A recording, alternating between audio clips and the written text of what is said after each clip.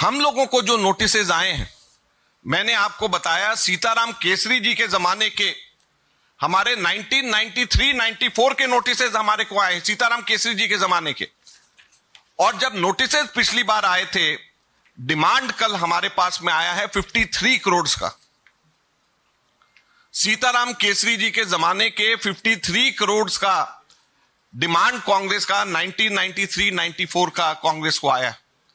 और टोटल पिछले इसी तरीके से उन लोगों ने 5 सालों का दिया है, 3 सालों का और वो बना रहे हैं। टोटल 1823 करोड़ की डिमांड कांग्रेस पार्टी से करी गई है। 1823 करोड़ का डिमांड इनकम टैक्स ने कांग्रेस पार्टी से किया है। ये ऑल इंडिया कांग्रेस कमेटी के नेशनल ट्रेजरर अजय माकन थे।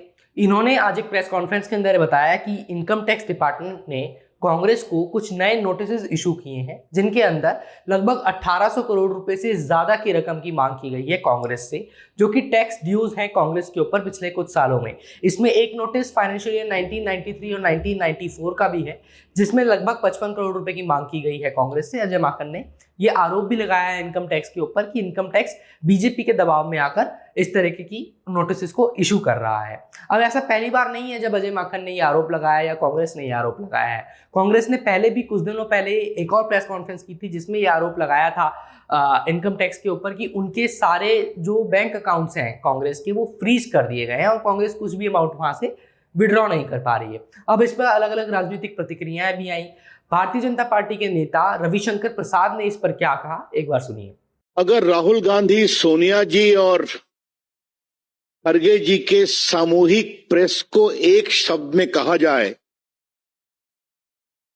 तो हार की हताशा में बहाना ढूंढा गया है। मैं फिर कह रहा हूं, आने वाले लोकसभा चुनाव में हार की हताशा में एक बहाना ढूंढा गया है।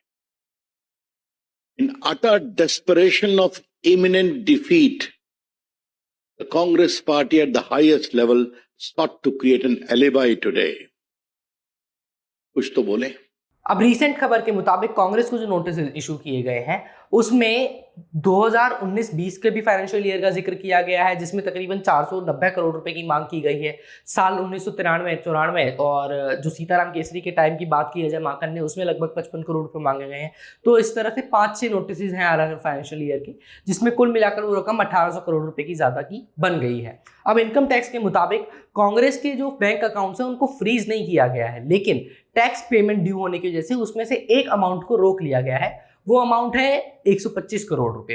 अब 125 करोड़ रुपए छोड़कर कांग्रेस वहां से विड्रॉ कर सकती है अमाउंट। इस तरह की अलग अलग रिपोर्ट्स भी आ रही हैं। बहुत जगह सोशल मीडिया पर कांग्रेस का टोटल बैंक बैलेंस भी जो है फिर सर्कुलेट होने लगा। लोगों ने जो है बैलेंस शीट शेयर करने लगे कांग्रेस की, और पूरी उनकी बैंक स्टेटमेंट शेयर होने लगे। तमाम चीजें इस वक्त सोशल मीडिया पर देखने को मिल रही हैं।